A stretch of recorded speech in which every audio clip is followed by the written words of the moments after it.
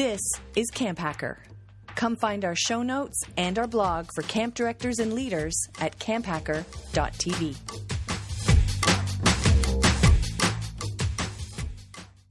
Hello, everybody, and welcome back to the CampHacker Podcast. My name is Matt Wilfrid, and I am thrilled to dive into another edition of our unique interview series here that we are bringing you as part of the CampHacker Podcast feed.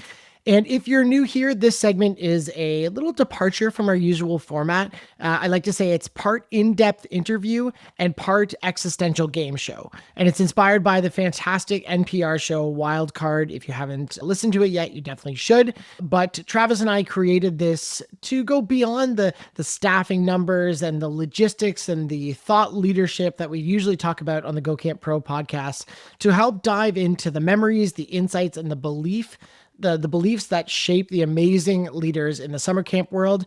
And today I am honored to welcome Sam Thompson to the podcast. Hi, Sam. How are you? Good morning, Matt. How are you doing? I'm great. For those of you who don't know Sam is the recreation supervisor at Crystal Lake Park District, where she manages the before and after care as well as the summer camp program. She is as well recently the current board chair of the American Camp Association Illinois, which is amazing, Sam. Congratulations.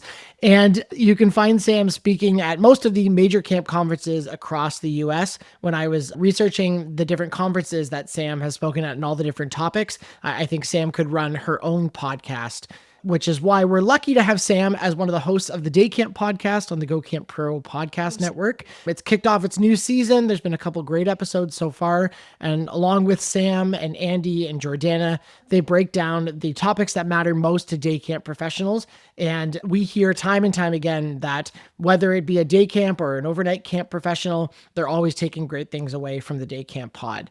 And me personally, I've always admired Sam's contributions to the podcast. And from the very start of the Day Camp podcast, Sam always brings a great way for ideas to be scaled to a level that's accessible for all camps, regardless of their resources or their person power. There's always great things that they can take away from what Sam brings to the room. So Sam, I'm so grateful to get to interview you today. Thank you. Yeah, I come from park districts, and so you always have to do a lot with a little. And so I have figured out how to use things over again, reuse, recycle, and all that. So yeah, that was my contribution in the beginning when we started the Day Camp pod, was the tip of the day. That was my forte. That's right. So yeah, Sam, for what it's worth, I hear all the time that people want to bring back the Day Camp tip of the day. So we'll lobby Andy together, yes. And between the three of you, I'm sure there'll be some more good tips. Okay, so Sam, thanks for being a part of this. I know that, we've only recently started doing this, and it is a super fun time, and I know it's a little bit, uncertain what you're stepping into. So like a good camp professional, you're stepping into the unknown. So here is how the game works for you and anyone who's listening for the first time. Instead of, if you've listened to Wildcard, they use a deck of cards that have the questions on it. Instead, we're going to lean into my nerdiness a little bit and use a 20-sided dice or a D20. So what will happen is we'll roll that 20-sided dice to get the questions that we're going to ask you, and then you'll answer based on that. And we move through 3 rounds: memories, insights, beliefs. And what's important to remember, Sam, is that you have 2 special powers for this game. You have a skip. So if the question just doesn't feel right, you can use your skip and toss it out, and we'll roll again for a new question. And you also have a flip. So once per game, you can call flip, and I will have to answer the question before you answer it. You still have to answer it, but you can buy yourself some time by asking me first. Okay? Does that make sense? Sounds good. Okay. And we'll ask about 3 questions per area of memories, beliefs, and insights. And there'll be a camp specific question in there so that we're still honoring the fact that, Sam's got a lot of great things to say about the camp industry as well. Okay. Good. I can't wait to learn about you too, Matt. That one, I'll have to pick a good one for you. Okay. Exciting. Okay, Sam, I've got my 20-sided dice here. I'm holding it up to the camera for those of you who are tuning in on YouTube. So we're going to roll for the first question. Are you ready? Okay.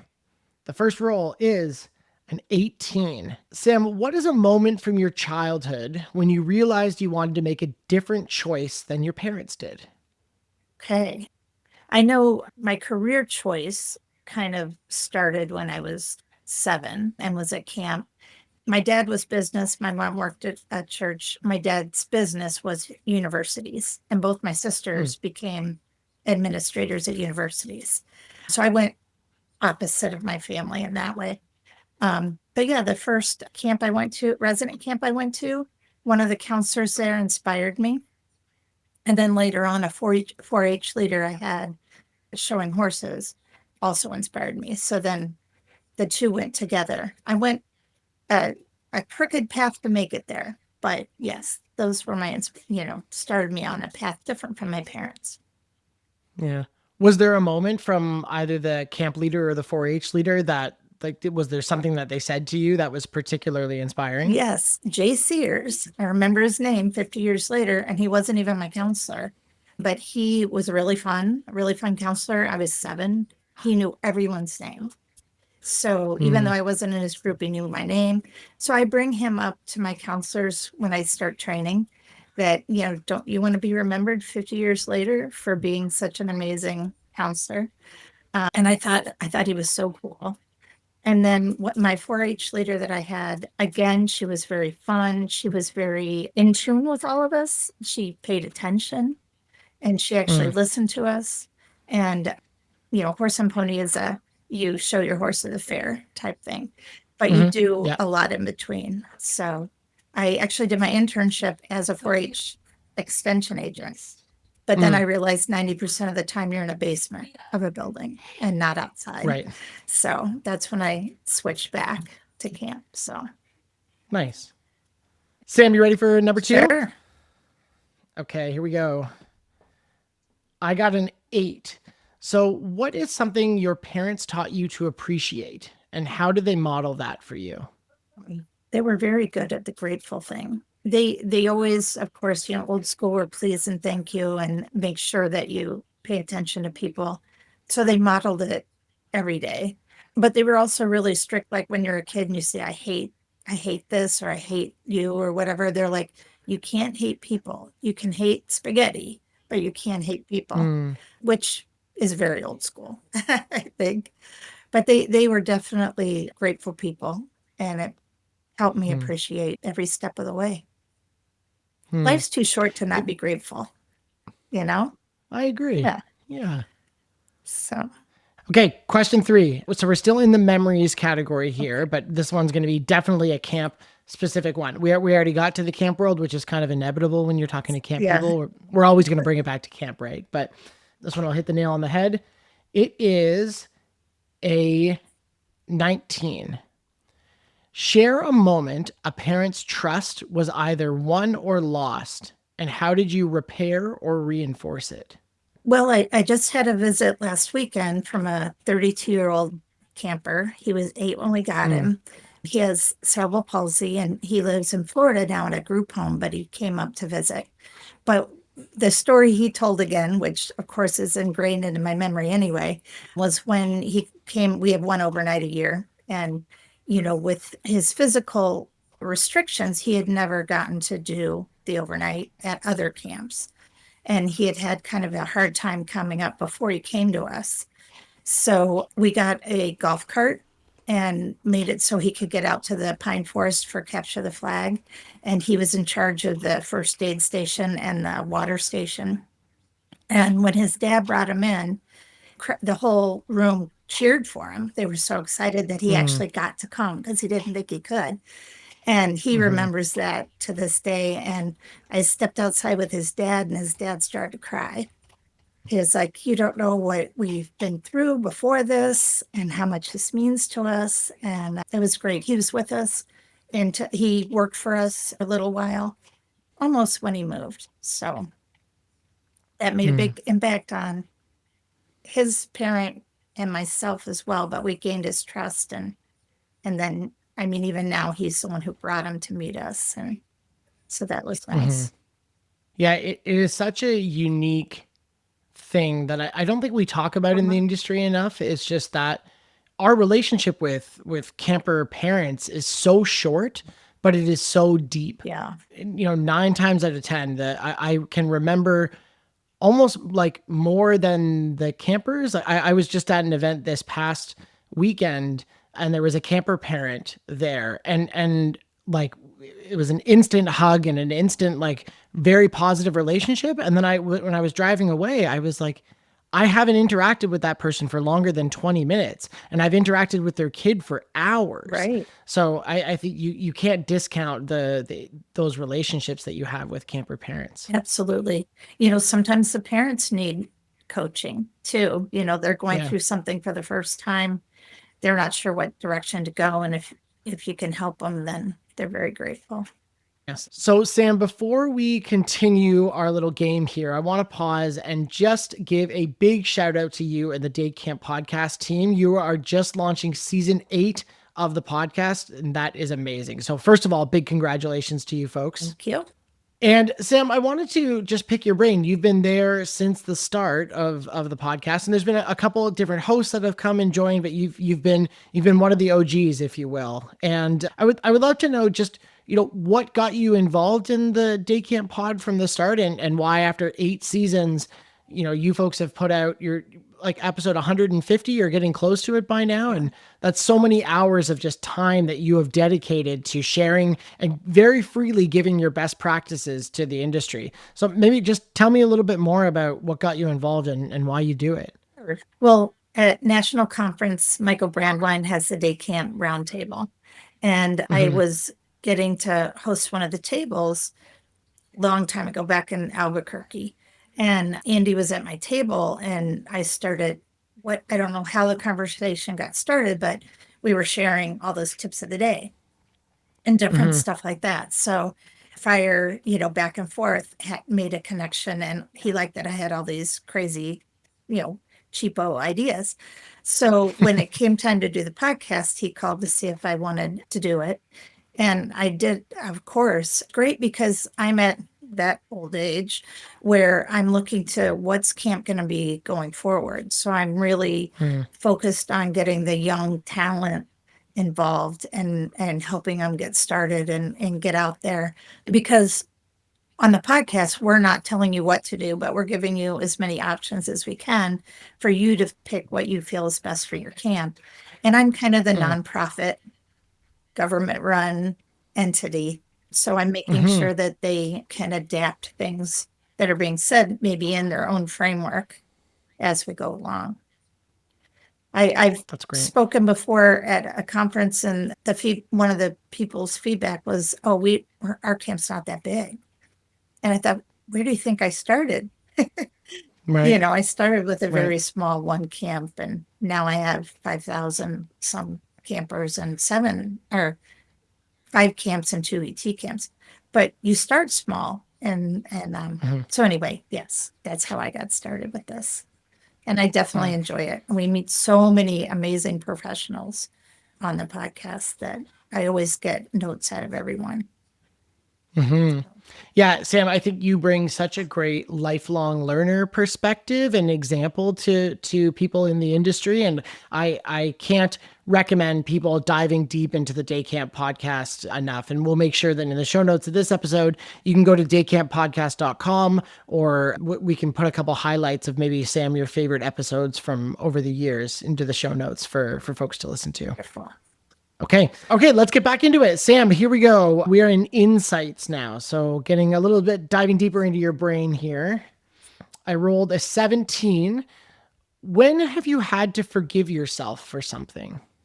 Goodness. I mean, we all have little things along the way. I have 5 grandchildren now. So sometimes I'm like, am I balancing everything correctly? Am I too much at work? Am I not? But forgive myself. I don't like to not be prepared for things. And so usually if I'm not prepared, I'll have nightmares the night before, or, and then I don't want to let my colleagues down. So I usually try to be prepared. And if I'm not, sometimes I've had to forgive myself for dropping the ball. So, yeah.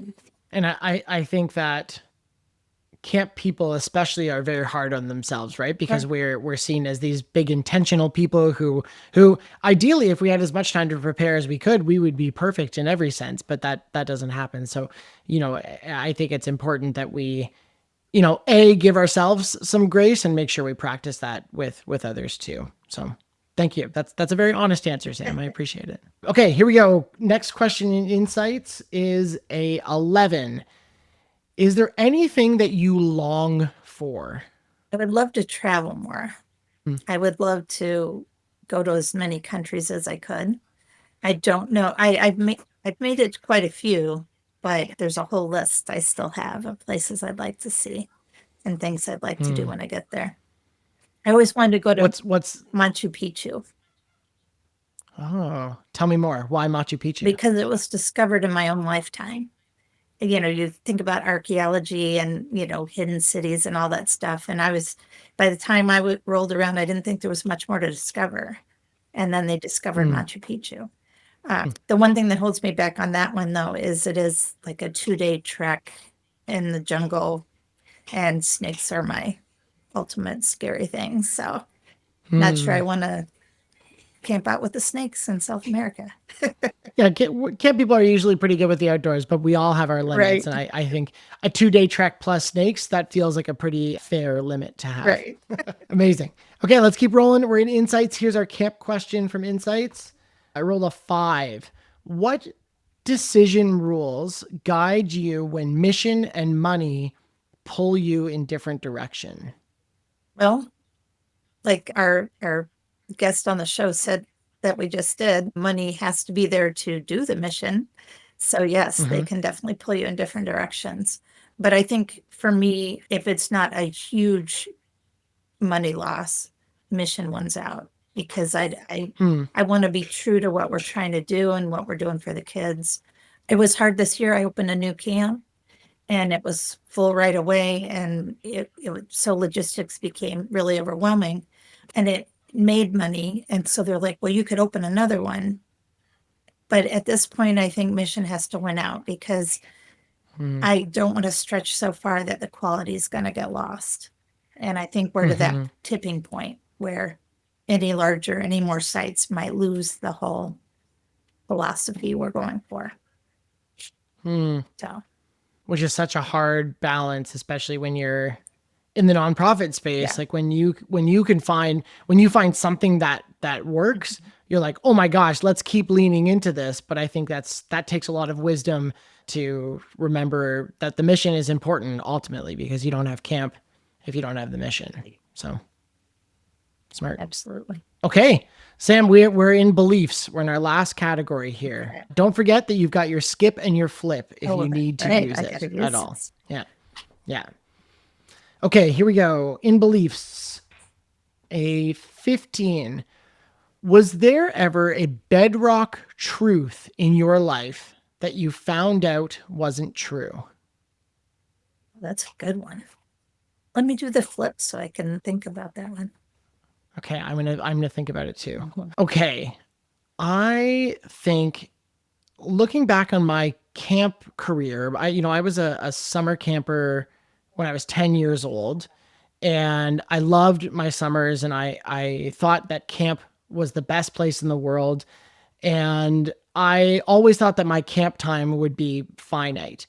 And then I discovered that you could work in camping full time, and that was a possibility. Even, in Canada, where I am, the camp landscape isn't quite as big, obviously, with the size of the States versus Canada, but there are lots of great camps out there. And then I got into camping and I was like, okay, this is the best. I want to be in camping for the rest of my life. So I had this new truth that had dawned on myself. And then, when my life shifted a little bit more too, I was like, is camp the only thing for me? And the whole time I'd been working on the podcast, and I'd been meeting so many different, people in the camp space.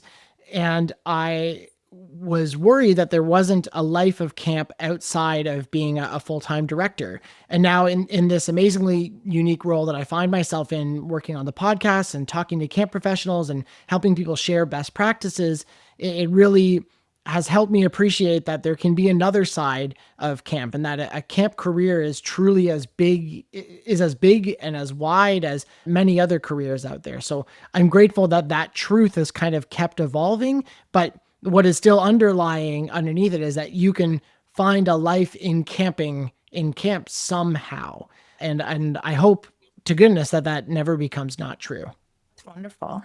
Yeah, we have a whole range of support things that go with camp that need to be done. That's Yeah, right. absolutely. So my bedrock truth that my dad used to tell me all the time is that you have to work hard, or you have to, let me get it right the first time here. You have to work more than you're paid before you're paid more than you work. And I found out over the years that that's not so true, or at least to the extent that I'm a Midwesterner. We don't toot our horns very well. So I thought, oh, they'll notice me working so hard and then I'll get paid better. And that's not true. You, at some point, you do have to let people know what you're doing, or be proud of what you're doing, and before, and fight for money, fight for your in the field, because they're not always going to just notice it. Mm-hmm. And I still feel like I work more than I'm paid, but that's my work ethic, and that's not going to stop. So That's a great answer. Thank you. Okay, here we go. Another one in beliefs before we get to our camp belief question. 13. Is there anything in your life that has felt predestined? Well, picking my career at 7 years old is kind of predestined. I have, had things come together, little things that you didn't think were important when they first started. And then all of a sudden it comes together to be this wonderful thing that you're doing. So, I think we still have choices. You can shape your destiny the way you'd like, but is my destiny going to be way different than it was supposed to be? Maybe not. Gem, and I didn't get this from my dad, was you have to be, if you're not at the table, you're on the menu. And so that made me start making sure that I was at the table, because if you sit back and complain about what's going on around you and don't actively participate, then you have no reason to complain. Plus, if they don't think you're the level you think you are, they may get rid of you if you're not at the table and you're not showing them that what you're doing is important. So I'm going to break the format a little bit and ask you a follow-up here.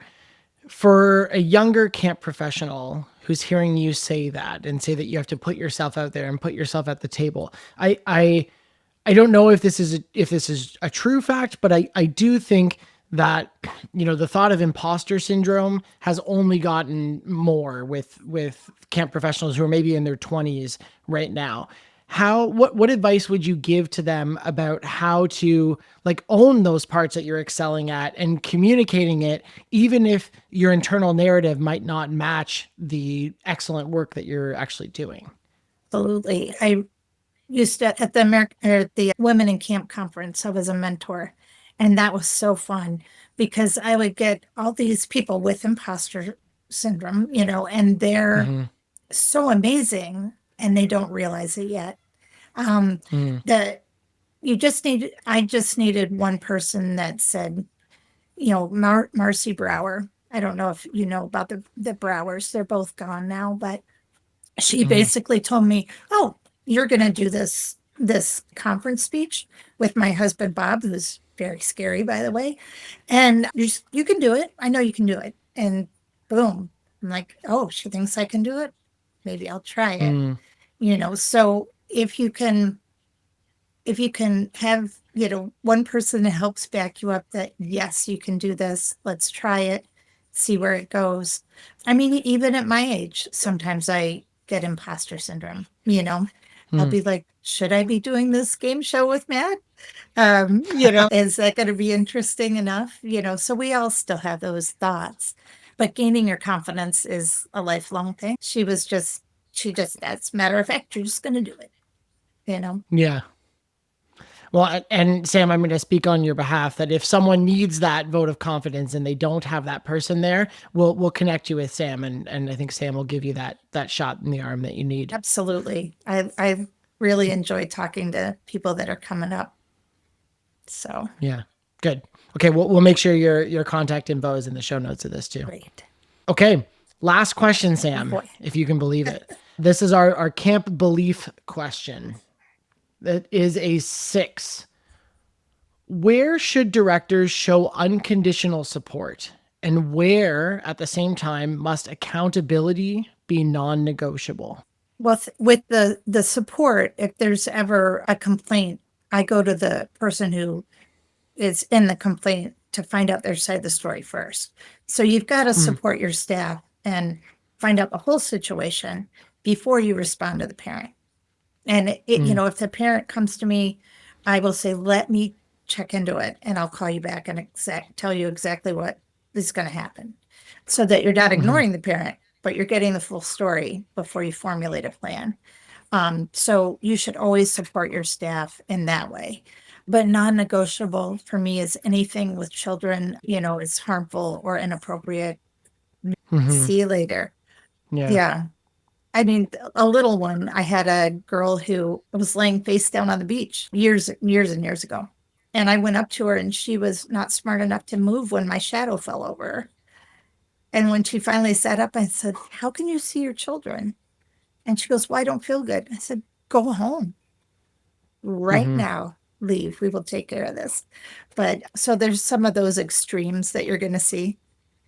Yeah. And I think in your story too, the accountability, you showed non-negotiable accountability to your camp parents too. Yes. That by hearing those complaints and saying, I think you probably said it just offhand because you're a camp person, but what you said was, I'm going to go to the staff member and I will get back to you. It's not thank you for your complaint. It's, okay, I'm taking this seriously and I'm going to go find out. I'm taking it serious enough to go investigate and find out the right answer. And that accountability to parents' trust, it goes back to building parents' trust, right? Is that we aren't just taking care of kids. We're not just babysitting. We're putting them in these incredibly safe and intentional spaces. And whenever that's in question, it's non-negotiable to treat it with the absolute amount of seriousness. Absolutely. And I think you learn as a professional slowly that ignoring a problem or ignoring a call makes it bigger. You've got to call back and at least touch base to get the ball rolling, because if you don't, by the time you get back to them, then they're off the walls angry because nobody's listening. They just want you to listen. And sometimes things can be solved just by the listening. So, yeah. Well, Sam, that brings us to the end of our time. But before you go, I didn't know if you knew that you were playing for a prize, but you have won the prize for this game. Awesome. And that prize is a time traveling trip. And we're going to go back around the campfire. And I want you to step back and think about any single moment in your camp career as a camper, a counselor, a director, or working with ACA Illinois. You can go back, but you're not allowed to change anything. You can't fix a mistake, but you just get to stand there and sit around the campfire a little bit longer. What moment would you choose? There's a lot of good campfire moments throughout the years. My husband was a camp counselor, and he worked at a resident camp, and I would visit on Thursday nights for the campfire, and then there was a dance, and then I'd sleep in the nurses' quarters because we were in college, so. And some of those campfires, some of the first big campfires, it was all inner city kids from Indianapolis, were really good memories, very, very fun. But yeah, any campfire, I'd love to sit around a little bit longer. So I agree. Yeah. Well, Sam, thanks for letting us share the space with you. If folks are interested in getting that little bit of mentorship or want to reach out and chat, we'll have the links in the show note, but how can they get in touch with you? My email is sthompson@crystalllakeparks.org. And you can email me there and I'll get back to you right away. Hopefully right away. Amazing. Well, we understand if there's a bit of a delay with all the amazing work that you're doing, Sam, but thank you so much for being so open and honest with us today and for taking on the question dice. I really appreciate it. Thank you. It was a lot of fun. Thanks for the evening, friends. The CampHacker Podcast is brought to you by Beth and Travis Allison, summer camp leadership training and marketing consultants. Thanks for listening.